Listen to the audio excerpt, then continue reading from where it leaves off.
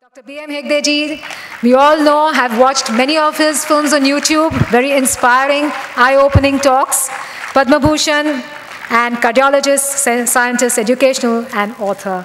I don't need to say much more. You are a live introduction in yourself, sir. Thank you, young lady, for the wonderful introduction. It's a beautiful function. I almost forgot my exhaustion of travel, etc., after seeing what's happening here, because this is something that should happen in the medical field, which it doesn't happen because of the business of medicine. Today, if this world is going forwards, it's because of people who can think out of the box. Karl Popper was a great thinker in London in the 50s. Once said, knowledge advances not by repeating known things, but by refuting false dogmas. One of the dogmas in medicine is, for every ill there is a pill, which is not true. So I always demolished this myth about 40 years ago and wrote a book, What Doctors Don't Get to Study in Medical School. After I wrote that book, they wanted to defranchise me, remove my degrees and all. So people wrote to the MCI, remove his degrees, remove his professorship, because he has written something very much against the medicine. No. I wrote, there is no pill for every ill, but there is an ill following every pill. Like, for example, you take anything to bring down your blood sugar artificially with chemicals. That has a lot of side effects. And most of the actually diabetic problems, many of them are due to the drug side effects rather than the diabetes itself. And diabetes should be controlled naturally. And that's exactly what my good friend, the handsome young man, Pramod, has done, along with his beautiful and handsome wife. I wish them Godspeed, good luck, long life to take this knowledge forwards. Let me tell you something. It was, I think, Shoemaker who said, if you take a problem to a specialist, he'll complicate it further. It takes a genius with lot of courage to reverse it and simplify it.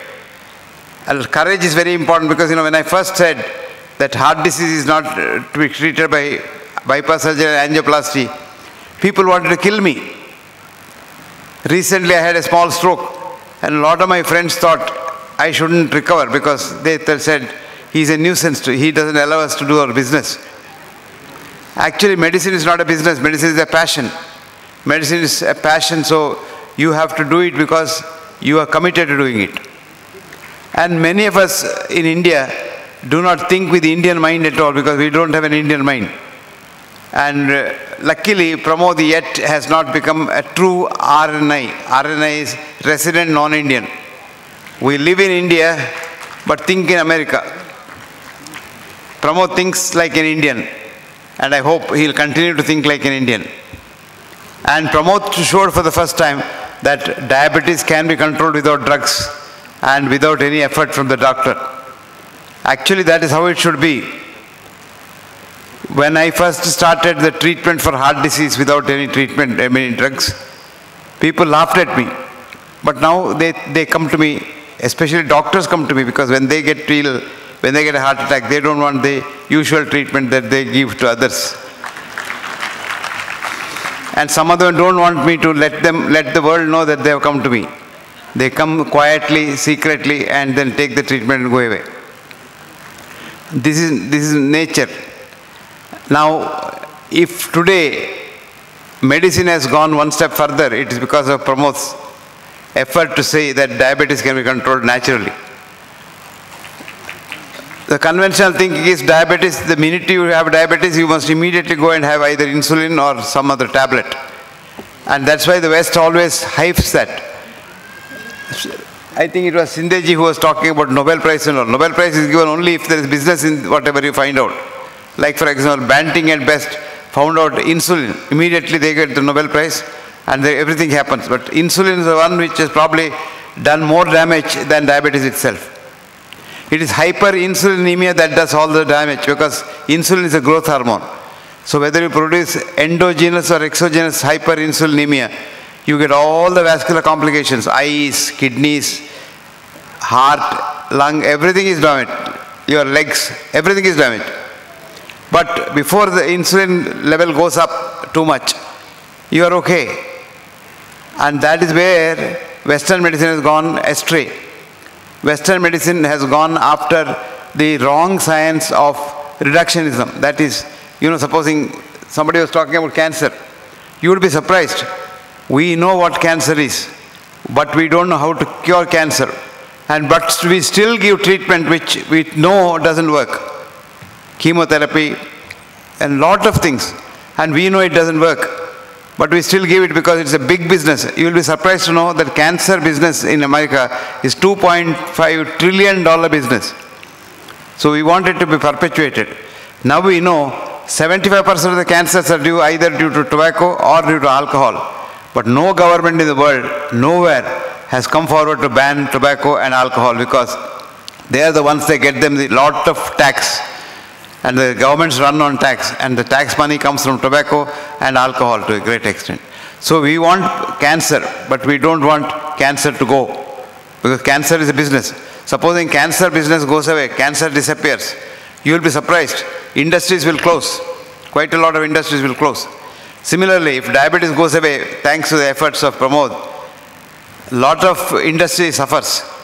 You imagine the industry, insulin industry is a big industry. Now insulin pen, insulin this, insulin that, continuous insulin, what have you. It's a multi-million-dollar industry.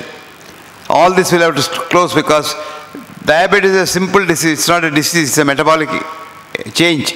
Diabetes is not a disease of sugar. Sugar is only an indicator. Diabetes is a disease of liver where metabolism is completely upset. And so you have got to look after the whole human being. And the whole human being includes the most important part of the human being is human mind. Where is the mind? Never mind. Even your doctor thinks your mind is in the brain.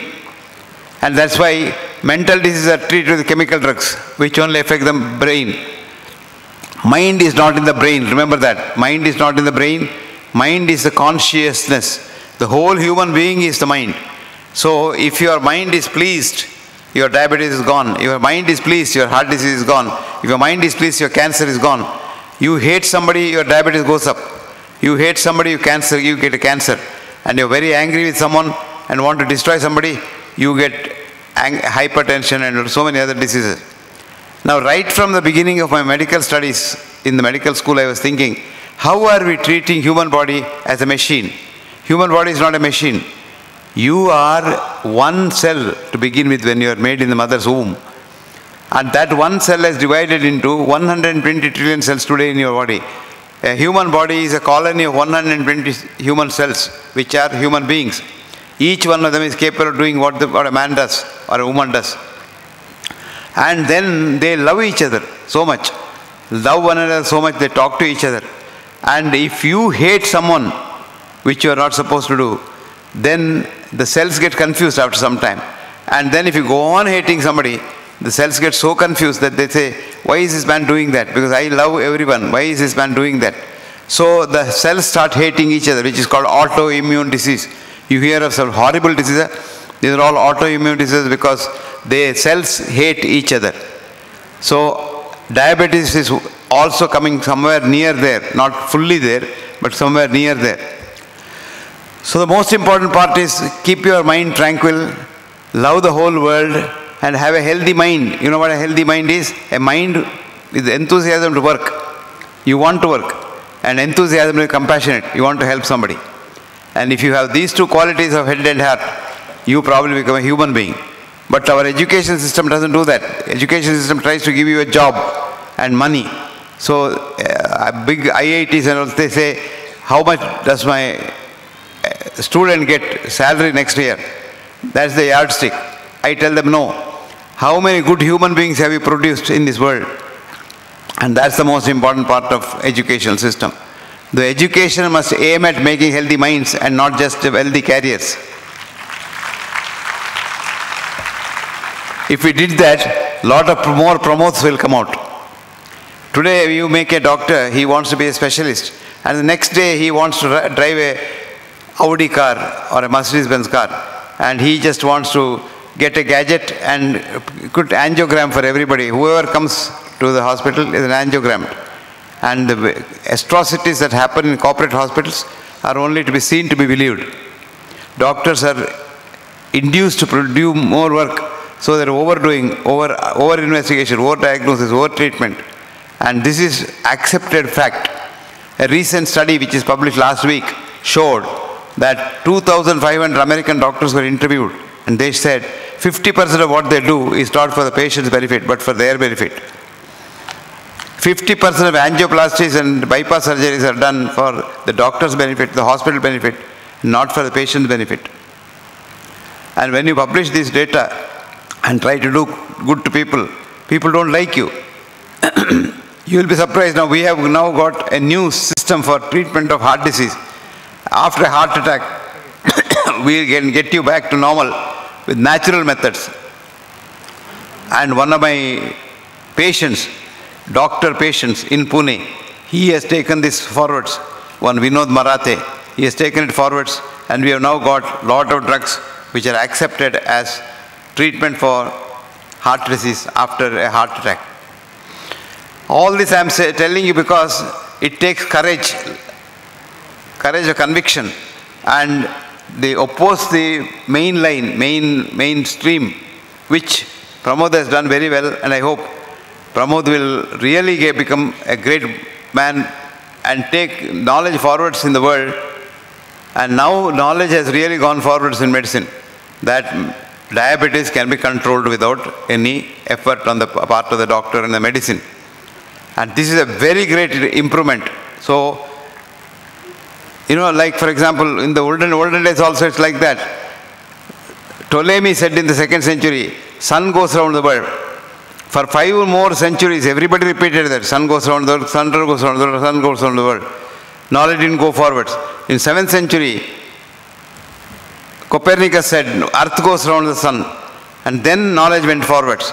So today, knowledge has gone forwards in diabetes. Because Pramod said, diabetes can be treated without any drugs. How true. I want more Pramods and more Indians in the Indian scenario. We don't want American thinkers here. Unfortunately, what happened after our independence, political independence, we didn't have intellectual independence. We still are slaves of the Western thought. I was fighting this cholesterol ghost for last 50 years. And I opposed cholesterol, the thought of cholesterol being bad for health, etc., for 50 years. And there's so much of effort to put me down. Actually, you will be surprised. In '84, I was giving a lecture in American College of Cardiology in Boston. After I talked, the senior most professor came down and told me, Dr. Hegde, do you have any other work in Boston? I said, no. No, you better go because it's already 4 o'clock. It will be dark by about 5 o'clock in Boston. And the soya lobby is so powerful here, and they'll bump you off. And that was the threat. You will be surprised. But today I'm so happy, after 50 years. America says cholesterol is a friend, cholesterol is not bad, cholesterol is good. Actually, in India, we have been treating diabetics with what you call cholesterol lowering drug called statin. And we now know that statin pills, if you give to 10 people, one of them will become a diabetic in 1 year time. Today in India, there are 15 million people taking statin. That means we are manufacturing 1.5 million diabetics every year. So that's why we say, oh, India is the diabetic capital of the world, because we are manufacturing diabetes. So now that America says cholesterol is not bad, I think this ghost will also go. So with Pramod's effort, the 2 ghosts have died in the area of diabetes. A, statin, B, the other drugs. And one other thing I'll tell you, this is a secret, don't tell others. Don't go out and tell this, and don't tell the media people. Please don't report this. Every drug that I give to a patient, there are 2 things you must know. A, if I give a drug to you, it doesn't mean it helps you, because we only have statistical data. So we have a group, this group it helps. So there is what's called NNT, number needed to treat unnecessarily, to have one effect. Take, for example, blood pressure tablet. If I give you a blood pressure lowering tablet, if you have blood pressure, you don't know, I don't know that whether you get the benefit. I have to give 850 people that tablet unnecessarily benefit one patient in the next 5 years. So that's called the N90, number needed to treat. So when I give you a blood pressure lowering tablet, you get 1 in 800 chance of getting benefit. Okay, then you say, okay, all that doesn't matter. Even then I'll take it. If you can take it, but what's the ADR ratio? What's the risk ratio? Every drug has dangerous side effects. And blood pressure tablet is at 2%. That means out of the 850 that have given unnecessarily, 2%, that is 16 people will die in the next 5 years of my tablet. And 1 man will be saved from blood pressure ravages. If everybody is told this about every drug that he or she is taking, many people won't take the drugs at all. And Pramod has done a very good thing in diabetes because most of the diabetic drugs are dangerous. And some of them damage your kidney completely. And some of them damage your heart. Especially, some drugs, very, very popular drugs like metformin, they damage the kidneys completely. But doctors are so fond of them that they give huge doses because they just want to see the report. Patients are also happy with the report. How do they feel, whether they're alive or dead, they don't know, but the report must be nice. So they're only going after the report and saying, this is my report. And there again, we lower the report every day to keep the drug companies happy. There was a time when the PP sugar should be 180 and fasting sugar would be 120. When I was a student, that was the level. It came down gradually because more companies produced drugs, so it came down, and it came down so low that they said, okay, 100, 80, etc., etc. Now, this is all happening because of the industrial pressure. So, the medical industry in the West runs the medical treatment methods, and they have the guideline committees. And recently they found that every guideline committee member takes millions of dollars of bribe from the drug companies. And they write it for the benefit of the drug company rather than for the benefit of the patient. And our doctors follow the American guidelines. I always tell them, don't follow the guidelines because guidelines are not genuine. They are not scientific. They are just business. But no, you can't convince our doctors. It's very difficult to convince our doctors.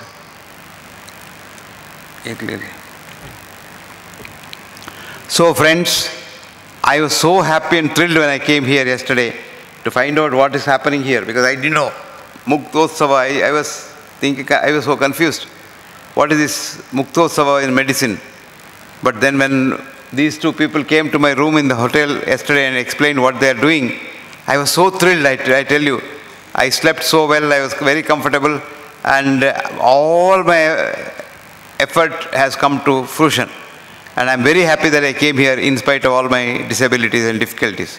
Because I don't think there is another conference like this that I had the opportunity to talk to.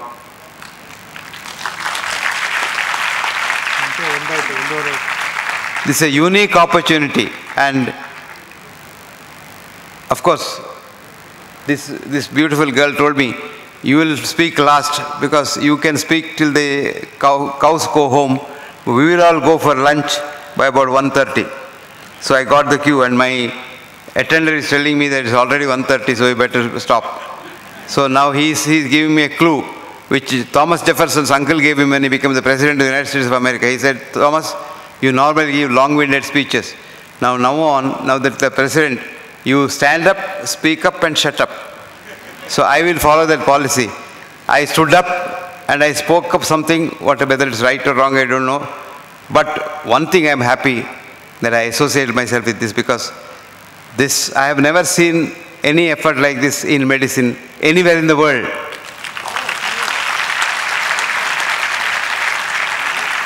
Pramod, may God bless you. May you live long. May your tribe increase. And may you be very happy to continue this effort, extend this further to other areas also.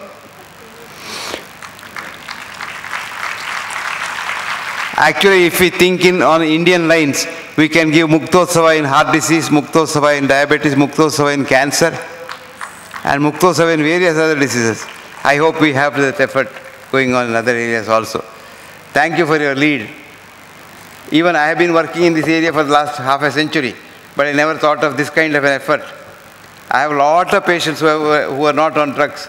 I have taken them off drugs, but they are not hundreds, thousands of them. But we have not had an effort like this to really highlight that area. I thank you for your guidance. Thank you very much. May God bless all of you. Thank you.